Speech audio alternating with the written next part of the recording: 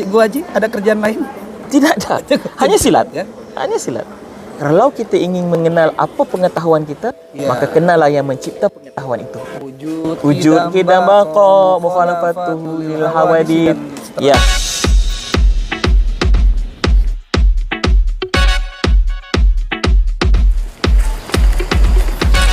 Assalamualaikum. Apa dong?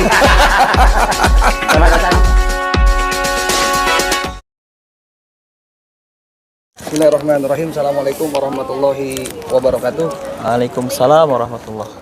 Dulur-dulur, sahabat pelestari dan pencipta budaya dimanapun berada, jumpa kembali dengan Kang Aden Kasep di Malaysia. Tepatnya ini adalah di salah satu bandara terbaik di dunia, Bandara Kuala Lumpur International Airport. Kuala Lumpur International Airport.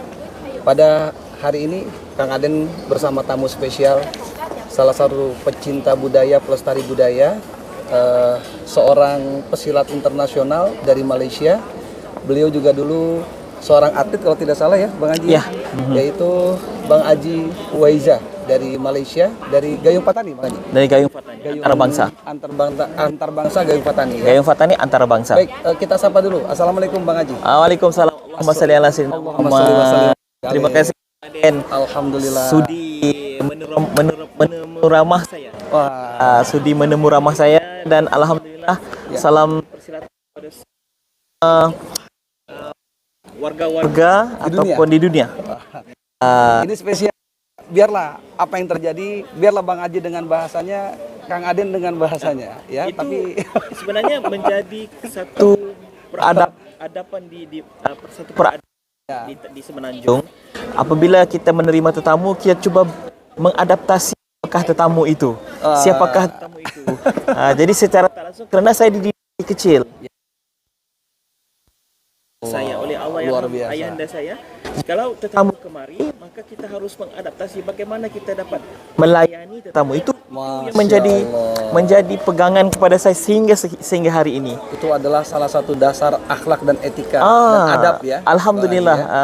Kerana di rumah saya ketika dulu didatangi oleh orang-orang putih, orang-orang Inggeris. Jadi saya secara tak langsung harus boleh bertutur dalam bahasa Inggris. Termotivasi, terinspirasi, akhirnya harus bisa berbahasa. Iya. Maknanya kalau saya ke Austria, saya coba berbahasa Jerman. Kalau saya di Perancis, saya coba berbahasa Perancis. So saya mengadaptasi apa budaya di tempat yang saya hampiri. Oke, baik.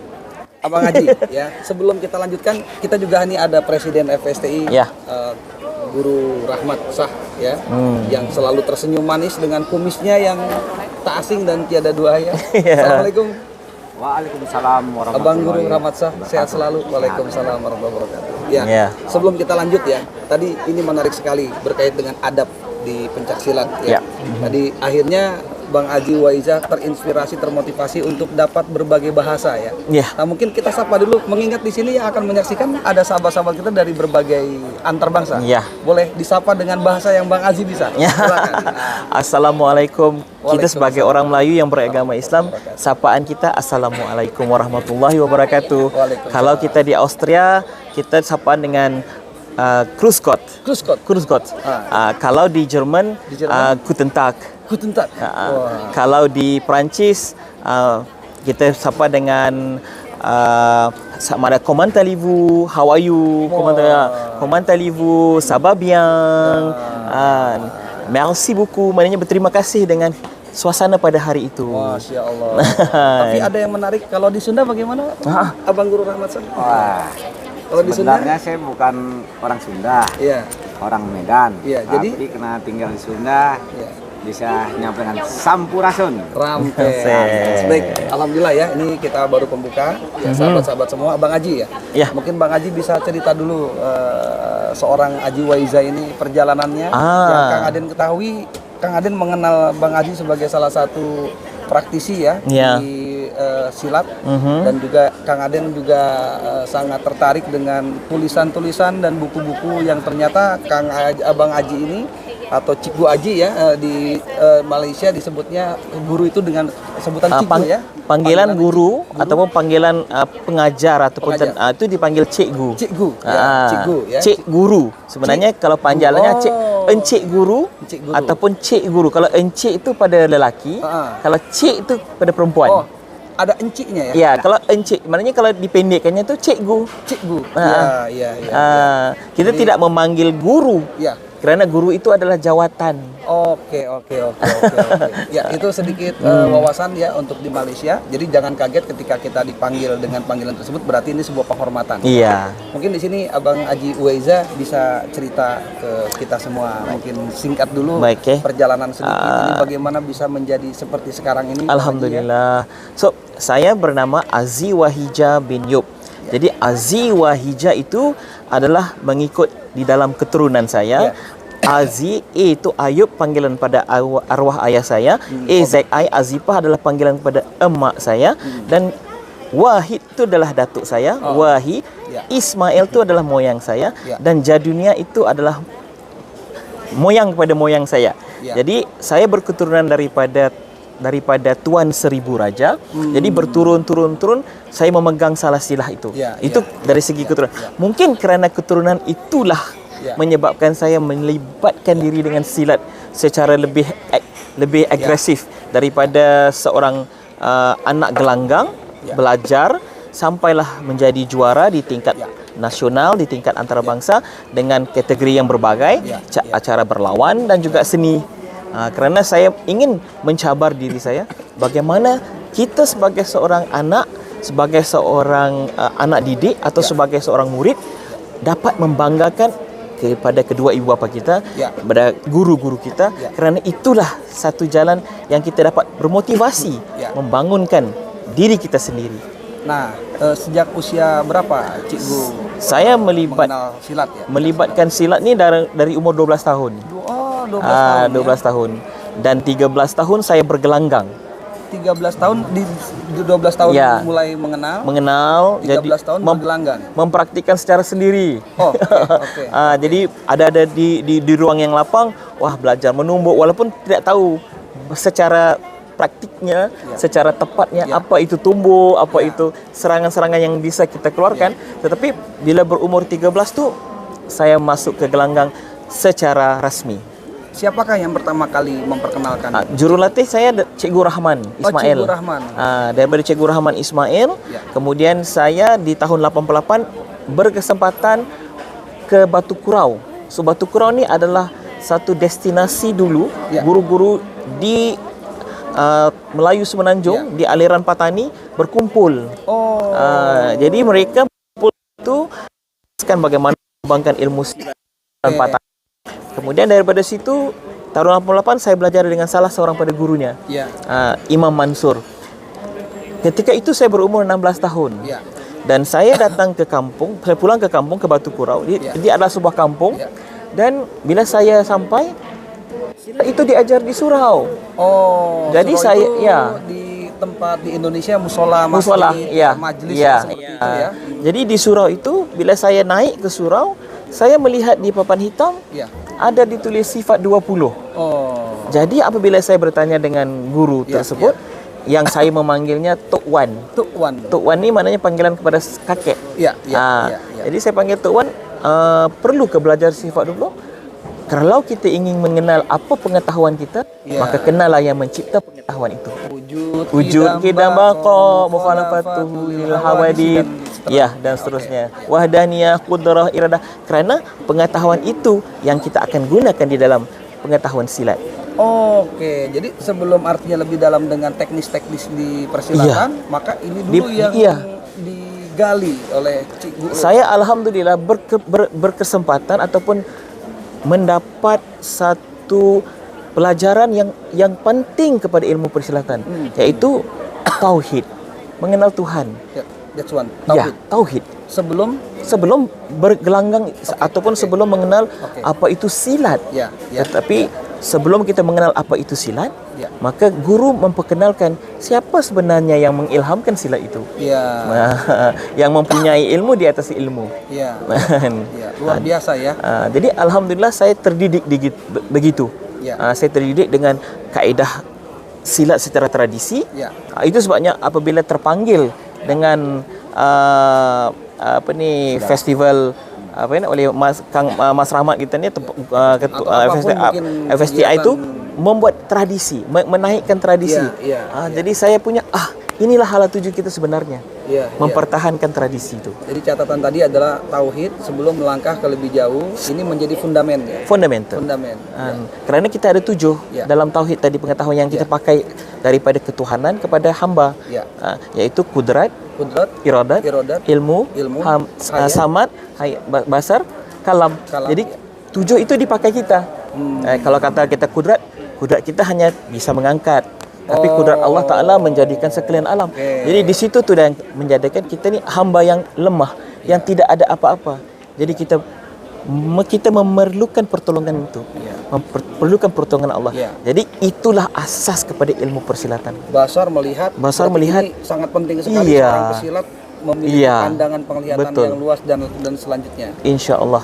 Jadi itu yang mendalam ya. Itu yang mendalam daripada Waiza ini, makanya akhirnya terasa sekali nih silat atau pencak silat ini ada dalam diri itu seperti itu.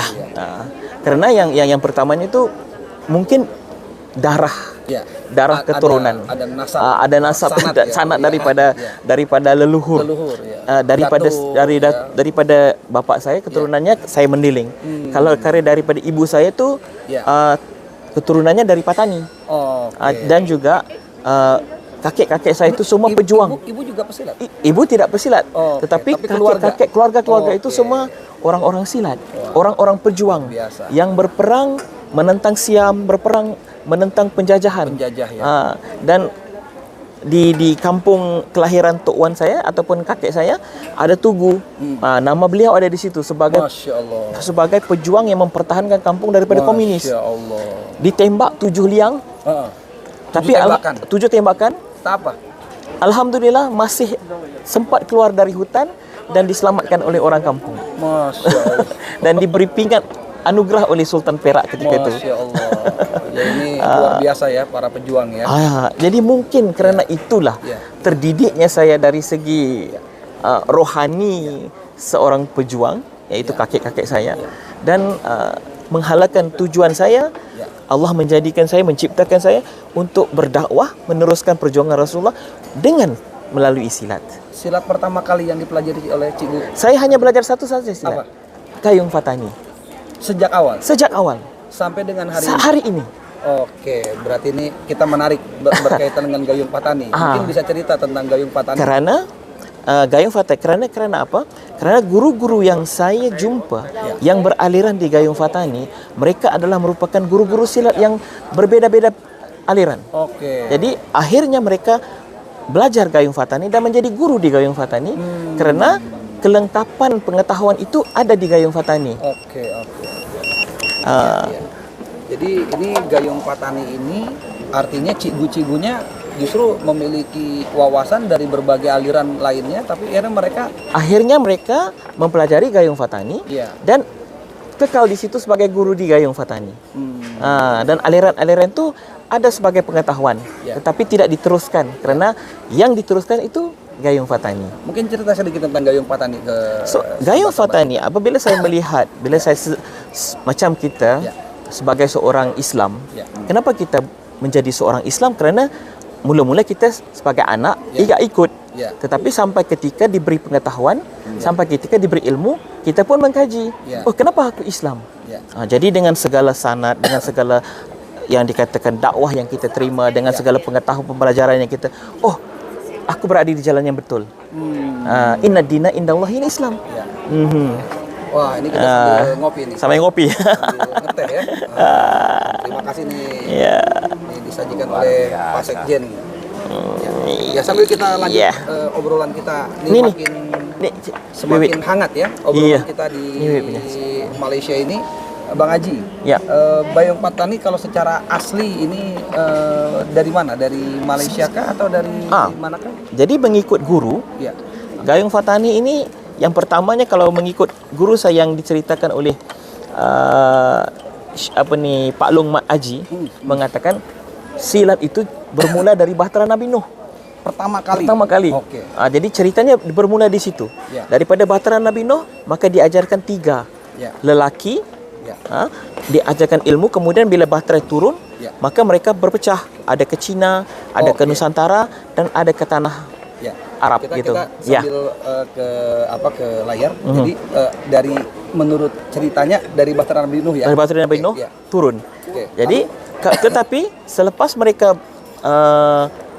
mengembara, rupa-rupanya ketika yang terakhir diajar oleh guru yang mereka belajar, ada seorang wanita. Ada seorang wanita. Jadi kerana ini ada relationnya ya. Seorang wanita itu mengembara, akhirnya mengembara mengikut kepada guru tadi, memesan kepada wanita itu, dia kata nanti cari abang-abang perguruan kamu, tunjukkan ilmu yang terakhir. Nah, ini adalah pengetahuan yang terakhir, tapi aku tidak memberikannya kepada mereka. Nak menjadikan cerita, akhirnya mereka bertemu. Tetapi mereka bertemu dalam bentuk pertempuran.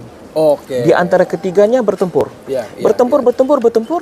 Yang satu melebihi yang lain dan yang satu melebihi yang lain, tetapi masing-masing mempunyai kelebihan yang setara.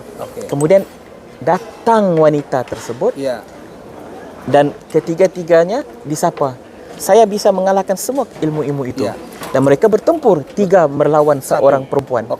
Dan tiga-tiga itu tewas. Masya Allah. Connectionnya ataupun kaitannya itu sebab di dalam ilmu semenanjung dipanggil gayung. Kerana yang tingginya dipanggil ibu gayung.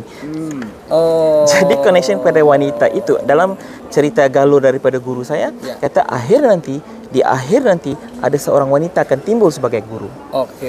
Dan kita lihat cerita di Cimande perwanita. Kalau kita lihat cerita di Medan ataupun di Aurora Minang, kerana bunga yang wanita. Jadi cerita itu dia ada kaitan. Betul. Ada kaitan. Jadi itu sebabnya dalam tingkatan tinggi dalam permainan gayung adalah ibu gayung. Ini sahabat-sahabat semua, ini cerita ini diceritakan berdasarkan versinya daripada keluarga Gayung ya. Khawatir nanti ada sahabat-sahabat yang kok berbeda-beda. Ini tidak menjadi sebuah perdebatan. Ini kita sharing-sharing tentang sejarah ya. Sebenarnya apa yang saya ceritakan bukan daripada saya. Yang saya ceritakan adalah susur daripada Pak Long Mat Haji. Itu nama gurunya. Kemudian daripada situlah maka saya belajar Gayung Fatani dan mengenal, kerana dalam kurikulum Gayung Fatani ada 2. Bunga silat ataupun bunga sembah. Pertama bunga silat, bunga sembah. Kemudian yang kedua tapak 4. Tapak 4. Dalam kajian guru utama yang mana Tuan Haji Anwar Abdul Wahab mengkaji daripada bunga, maka lahirlah jurus. Maka lahirlah belebat. Maka lahirlah tapak dan maka lahirlah buah pukul. Kerana dalam adaptasi orang Melayu Semenanjung, bunga terbit buah. Bunga dulu baru buah. Jadi daripada bunga itu maka jadinya belebat. Belebat itu adalah sikap belaan. Kemudian daripada belebat ada jurusnya. Bagaimana, sebab dalam konsep bunga dia hanya pergerakannya halus. Tetapi bila nak dikeraskan maka jadilah jurus. Seperti apa misalkan bunga? Contohnya bunga itu kita ada daripada hormat. Kita ada sedia bela diri, kemudian kita ada sedia seni. So gerakan ini yang dikatakan bunga. So bila ini dikatakan potong, ini dikatakan rencong. Langkahnya serong. Jadi dalam rencong, dalam rencong ini adalah serangan kalau kita memegang senjata menetak. Kalau kita pegang senjata menetak, tapi tidak ada senjata maka jadi gitu. Itu sebabnya mengikut guru bunga itu tidak ada. Adanya kerana bersebab. Sebabnya itu adalah pergerakan serangan menetak. Serangan senjata. Jadi bila dilatih dibina, maka itulah yang dikatakan, kerana pada orang Melayu yang indah itu namanya bunga. Jadi setelah pergerakan bunga, kemudian kalau nak jadi jurus, harus diserang. Kemudian daripada gairah berlebat, serangan datang, ditangkis, itu namanya belebat. Belebat sangga. Itulah maka lahirnya kurikulum. Daripada 2 pengetahuan dasar, maka lahirlah kurikulum yang kita membezakan di antara satu persilatan dengan satu bela diri yang lain dalam konsep memahami apa yang dikatakan budaya membentuk bela diri, budaya membentuk ilmu perang, budaya membentuk apa busananya, apa senjatanya. Jadi ilmu perang Melayu itu amat luas. Itu banyak turunannya nih. Iya. Luar biasa. Iya. Itu dalam kajian. Ya. Jadi lahirlah 7. Kerana apa 7? Kerana kita balik kepada 7 kita tadi. Kudrat irada ilmu hayat itu 7. Jadi hari pun 7. Kan? Jadi daripada 7 itulah maka lahirlah 7 kajian dalam ilmu persilatan. Langit dan bumi. Iya, 7 petala langit, 7 petala bumi. Diambil 7 tiang di surga, memacakkan di langit dan bumi. Jadi itu kita maknanya daripada guru mengambil tu tidak lari daripada konsep, sebab bila kita mendasarkan Islam itu maka kita dapat mengembangkan yang lebih baik. Kerana Islam itu memang daripada Nabi Adam pun memang Islam. Jadi orang Melayu memang berketurunan daripada Nabi Ibrahim katanya, berketurunan daripada Nabi Nuh katanya. Maka daripada situ orang Melayu berpegang kepada tauhid. Jadi makanya kenapa tadi ini nyambung dengan Nabi Nuh itu, karena dulu tidak ada manusia yang selamat kecuali yang keluar dari bahtera Nabi Nuh itu. Masya Allah. Ya kita kembali. Ini filosofi sangat dalam sekali, Bu Haji ya. Jadi tidak hanya sebatas gerak, tidak hanya sebatas jurus ya. Jadi ini sudah kepada banyak sekali filosofi, banyak sekali makna-makna yang di dalamnya. Nah, menurut Cikgu Haji sendiri, dalam kondisi sekarang nih, ini, silat sesuai dengan yang tadi disampaikan masih relevan untuk kita terus kembangkan. Sebenarnya silat adalah pengetahuan yang paling relevan dalam menjejaki dunia alaf baru.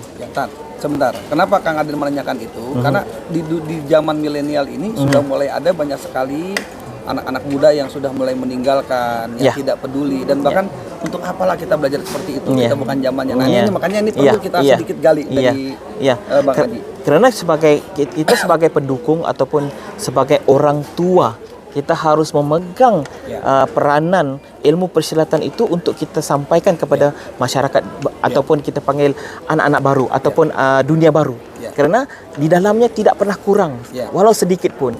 Kalau kita mengambil silat itu sebagai ilmu bela diri, sebagai ilmu bela diri. Tapi kita mengambil silat itu sebagai kesihatan kita, sebagai kecerdasan kita. Sehat.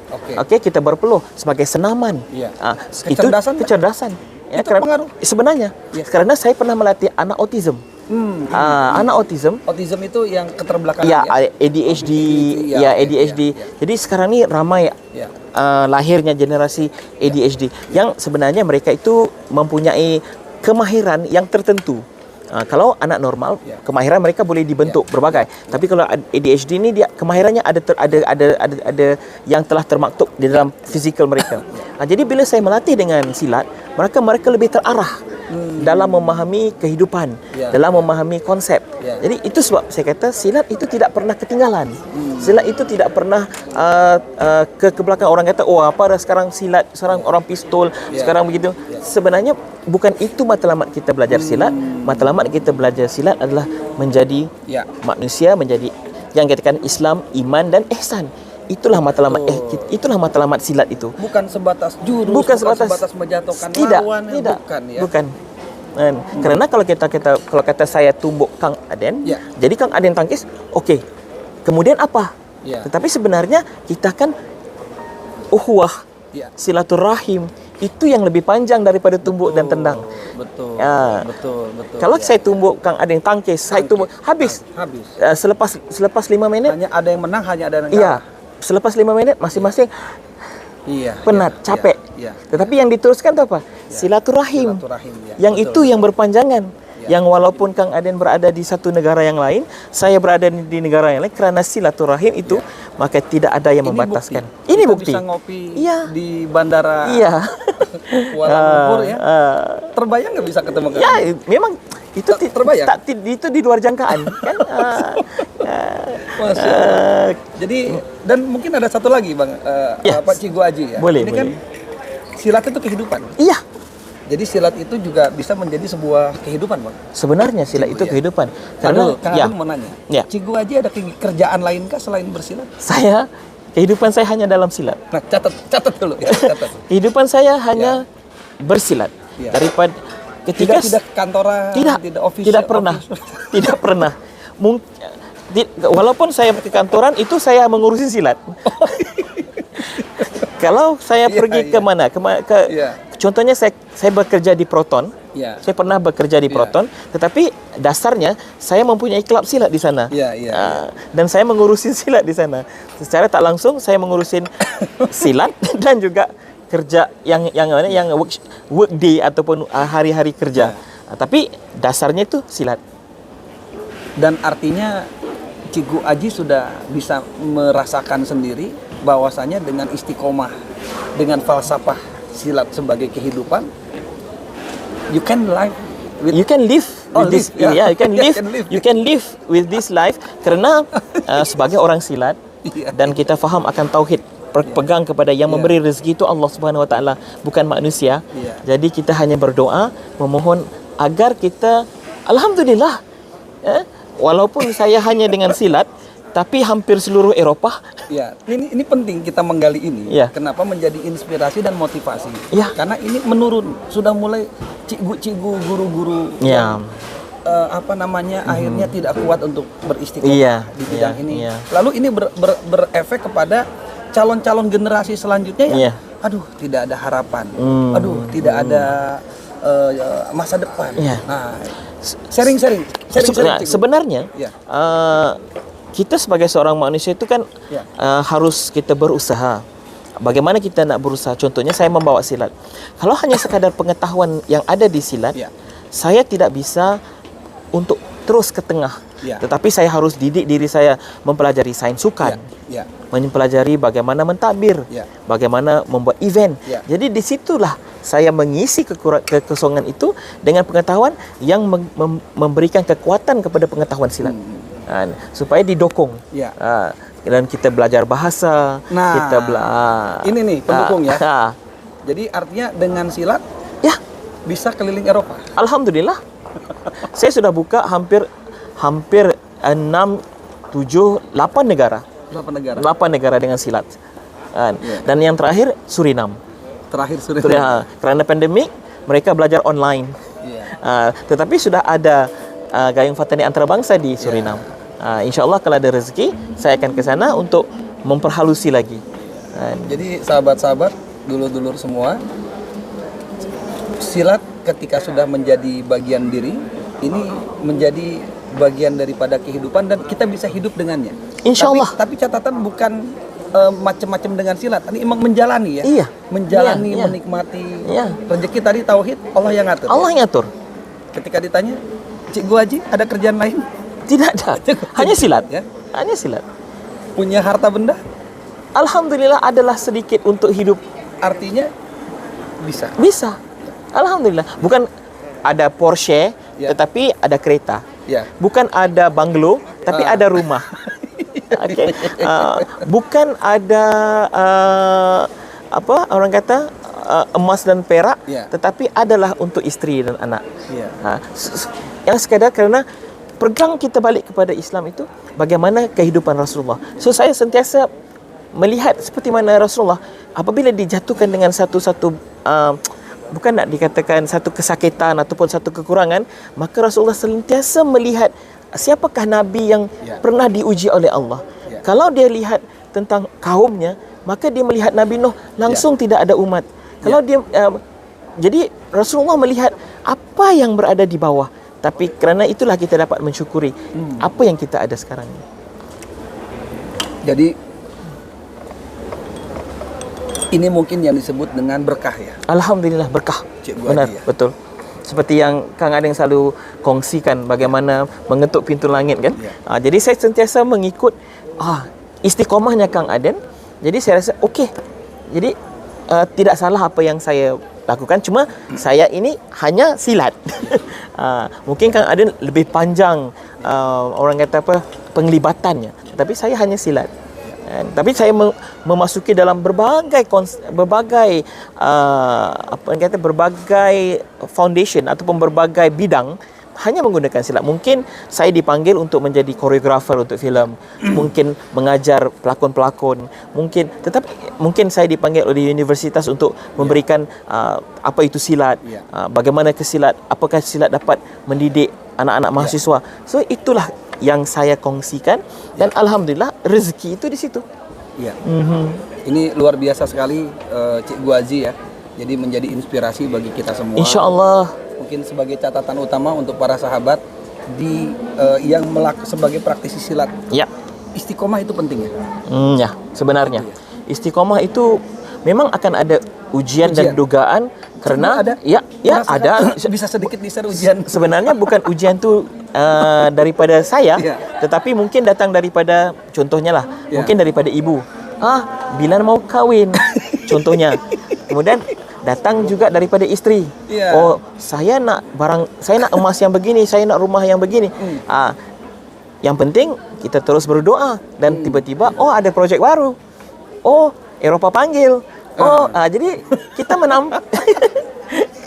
karena mengikut guru, apa yang ada pada kita itu sudah cukup. Umpama pada saya, apa yang saya sudah ada itu pada saya sudah cukup. Saya sudah menyampaikan silat, saya sudah mengembangkan silat, saya sudah menaikkan silat, dan sendiri pribadi saya sudah jadi juara solo, saya sudah jadi juara tempur, saya sudah jadi melahirkan juara-juara di Eropah. Skala internasional. Skala internasional. Jadi pada saya itu alhamdulillah. Dan kalaulah saya dipanggil, saya sudah melaksanakan apa yang dipertanggungjawabkan oleh guru kepada saya, dan saya telah menyampaikan apa yang diamanahkan oleh sekalian guru-guru kepada saya. Dijalankan sesuai dengan nasihat guru, petunjuk guru. Istiqomah terus di dunia ini. Maka ketika saat ada diperlukannya, saat ada butuhnya, Allah sediakan. Alhamdulillah. Jadi kalau bahasa Kang Aden itu di Indonesia, kata guru itu namanya ilmu tuhya wala tuhse. Oke. Saat butuh ada, saat butuh ente hesese, saat butuh enggak susah-susah gitu namanya. Itu ilmu langit, luar biasa. Luar biasa. Saya merasakan, saya merasai, dan saya duduk di dalam situasi itu. Yang bila saya melihat ada yang ujian-ujian Allah kan untuk hamba-hambanya yang bertakwa ataupun yang menjaga keimanan mereka.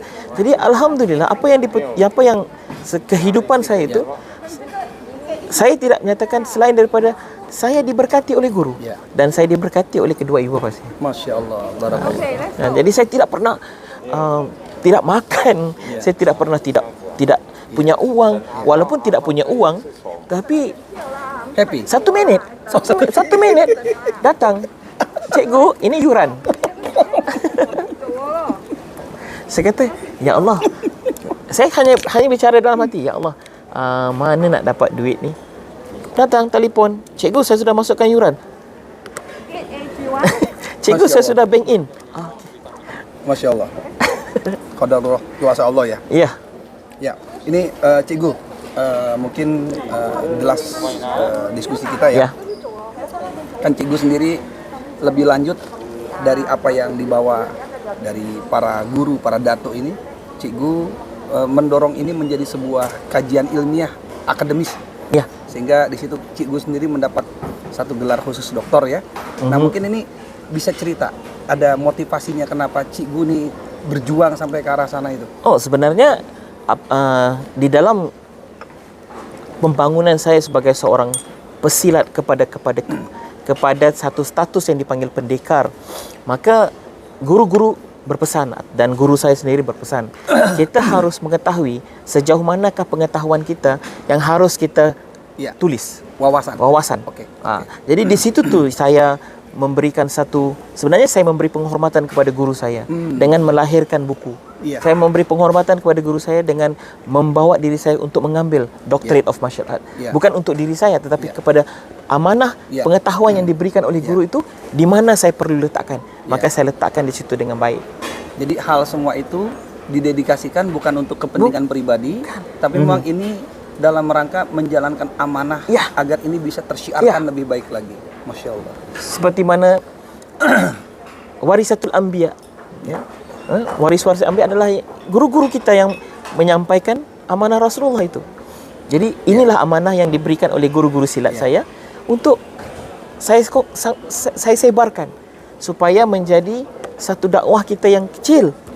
Alhamdulillah daripada Perancis kita berminat untuk masuk, kerana berminat masuk Islam kerana dia datang ke rumah berlatih, setiap waktu kita solat dan dia melihat apa itu. Kata setiap masa kita akan makan itu untuk Rohani untuk jasmani. Oh, jasmani. Oke. Tapi mana makanan untuk rohani? Maka dalam Islam ada solat. Kan untuk 5 minit kita keluar dari segala-galanya, kita hanya kembali. Balikkan diri kepada kita pada Allah Subhanahu wa taala. Bisa cerita rasa ketika Cikgu selesai sidang disertasi, kemudian itu para penguji, para pakar itu menyatakan ini dinyatakan lulus, itu bisa cerita bagaimana rasanya? Oh, sewaktu disertasi, sewaktu presentation, hampir satu dewan diam. Sampai yang mengambil ada berapa banyak yang masa itu ada lebih kurang 5 orang penguji. Oh, 5 penguji. Dan hanya satu kerana dia harus mengawal masa. Dia Cikgu Aziz, kita sampai sini dulu. Kerana apabila saya membuat presentation, saya mengambil daripada mana akarnya sampai ke pucuknya. Pertama akar sampai ke pucuknya. Itu saya membuat satu kesimpulan. Melayu itu seperti pokok. Akarnya itu adalah budaya. Akar budaya. Pucuknya adalah ketuhanan. Pucuknya adalah ketuhanan. Budaya dipegang oleh batang tu menyampaikan maklumat kepada ilmunya yang di daun. Daun itu adalah ilmu. Dan bila kita melihat rimbunan daun itu, maka akan lahirlah bunga. So bunga itu adalah pembuka kepada lepas bunga, buah. Buah itulah next generation. Oke. Berkelanjutan terus. Berkelanjutan terus sampai kita melihat itulah dia yang dikatakan alam. Kerana dalam pengajian silat, jadi ada 2, yaitu flora dan fauna. Di dalam Gayung Fatani kita melebihkan kepada flora. Fauna hanya menjadi inspirasi atau semangat. Kerana itu Allah ciptakan untuk menjadi bahan rujukan. Berani seperti harimau. Kuat seperti gajah. Jadi itu untuk inspirasi. Semangat. Pada orang Melayu Semenanjung, haiwan ataupun yang dikatakan fauna sebagai satu pemberi petunjuk kepada kesemangat. Entah itu macan, entah itu kula, entah apapun. Kalau kita sebab itu contoh kepada manusia. Dia melihat dan dia memberi, daripada situ dia dapat merungkai satu perkara. Contohnya kita harus cepat. Seperti mana? Monyet kan laju, lincah. Seperti itu. So inspirasi, tapi bukannya kita bersilat macam monyet. Kerana pesan guru Allah sebaik-baik ciptaan adalah manusia. Kenapa kita harus menjadi haiwan? Tapi menjadi inspirasi. Inspirasi itu untuk hanya untuk sebagai semangat. Membangkitkan pengetahuan. Oh, kuat seperti gajah. Tapi bukan kita jadi gajah. Kuat seperti harimau, bukan kita menjadi harimau. Jadi kerana jangan kita turunkan martabat manusia kita menjadi haiwan. Itu yang dipesan guru. Baik, dulur-dulur sahabat-sahabat semua, ini tidak terasa udah hampir setengah jam kita ngobrol sama Cikgu Haji Waiza dari Malaysia, Gayung Fatani Internasional Antarbangsa. Ya, jadi ini sangat berharga sekali karena Kang Aden memang salah satu datang ke Malaysia ini, salah satu ingin berjumpa dengan beliau. Alhamdulillah. Secara goib kita sering berkomunikasi, cuman Kang Aden ingin sekali ada inspirasi-inspirasi yang bisa dibawa. Beberapa inspirasi tadi, yang pertama pencaksilat ini menjadi falsafah dalam kehidupan kita, bukan hanya sebatas bela diri, bukan hanya sebatas menjatuhkan dan lainnya, tapi ada yang lebih jauh. Lalu yang lainnya diantaranya jangan kecil hati kita sebagai seorang praktisi tapi istiqomah, tapi ada bumbu-bumbu lain. Bahasa dikuasai, wawasan ditambah dan lain sebagainya. Ya, ada lagi mungkin Cikgu Haji ini mungkin di penghujung akhir kita ada. Jadi mungkin bisa disampaikan. Saya cuma ingin bawakan satu amanah guru saya, yaitu yang dikatakan sikap pendekar. Pendekar itu adalah insan yang berilmu, beramal dan berkemahiran. Menggunakan ilmu di tempat yang betul demi kebenaran. Diulangi lagi, Cikgu, agak lebih supaya lebih disimak oleh sahabat-sahabat kita. Jadi tuah guru nih ya. Pendekar adalah insan. Yang maknanya pendekar itu adalah insan. Insan kamil mukamil. Insan. Jadi insan yang berilmu, beramal dan berkemahiran. Berilmu, beramal dan berkemahiran. Ya. Itu adalah sebenarnya key ataupun kunci kepada kehidupan kita sebagai seorang hamba Allah ini di atas muka bumi ini, umat Nabi Muhammad ini yang akan berterusan, kerana akhir pun kita akan berperang dengan Dajjal. Kerana berperang dengan Dajjal itu harus mempunyai ilmu perang. Kan? Dan mempunyai ilmu perang itu adalah insan yang berilmu, beramal dan berkemahiran. Itu kunci yang kan? Menggunakan ilmu di tempat yang betul itu demi kebenaran dan kesemangat kesatriaan yang luhur itu adalah satu pegangan yang kita harus sentiasa pegang, sentiasa menjadi saya punya motivasi. Setiap kali saya rasa diri down, saya akan baca pendekar adalah insan yang apa yang kita kurang dibaca. Insan pendekar adalah insan yang berilmu. Apa ilmu lagi yang kita perlu? Kan? Kemudian kita ada ilmu tapi kita tak amal. Masya Allah, kita amalkan. Kita amalkan. Beramal dan berkemahiran. Kita harus tingkatkan lagi pengetahuan kita dengan melatih skillnya. Kerana pesan guru, perkara yang satu harus ditubi ribu-ribu. Iya. Perkara yang satu harus ditubi beribu-ribu. Jadi sehingga akhirnya menjadi mahir. Dengan semangat kesatriaan yang luhur. Jadi dalam sikap pendekar tu ada 20 sikap. Jadi menghasilkan 20 sikap itulah menjadi satu inspirasi yang lahirnya sifat 20. Wujud kidam baqa mukhalafatu lil hawadithi wahnya menhu bi nafsihi wahdaniyah wadrah iradah. Kita segera seilmu ya. Itu sejak kecil itu sebenarnya itulah yang nak disampaikan oleh Rasulullah, supaya kita berpegang kepada perkara untuk kita jangan lalai dan leka, kerana itulah yang menjadi mainan. Kerana satu lagi saya selalu pegang itu jangan regret itu putus asa. Putus asa itu kan sikap iblis yang menghasut kita. Kenapa aku tak buat ini, kenapa, jangan. Atau lelah lelah. Terus kita amalkan ilmu yang ada pada diri kita, yaitu kita berzikir, kita baca Quran, kita baca Quran, kita fahamkan apa yang dalam kata-kata Quran itu. Kerana itulah sumber inspirasi kita, yang adalah mukjizat yang ditinggalkan oleh Rasulullah. Masya Allah, berkah sekali nih. Alhamdulillah. Kita bisa ngobrol. Mudah-mudahan apa yang kita diskusikan, bincang-bincangan ini menjadi inspirasi untuk seluruh sahabat-sahabat kita dimanapun berada.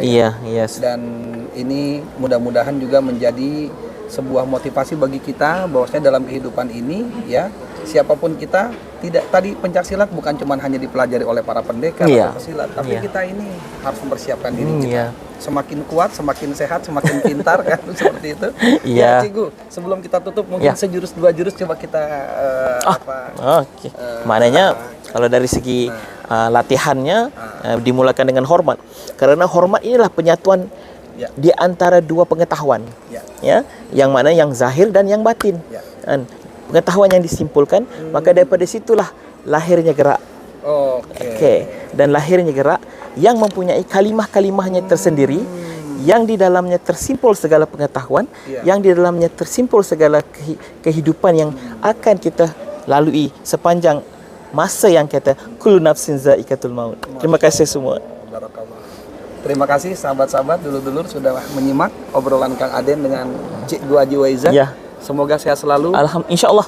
Doakan. Ini kita terikat mudah-mudahan dengan silaturahmi dunia dan akhirat. Mudah-mudahan kita berjumpa kembali di surga. Insyaallah. Cikgu. Insyaallah. Semoga kita mendapat rahmat dan mendapat syafaat daripada Rasulullah. Salam untuk seluruh keluarga Gayong Patani antar bangsa di Malaysia. Insyaallah kami akan langsung kembali ke Indonesia. Terima kasih. Assalamualaikum warahmatullahi wabarakatuh. Terima kasih sahabat semua.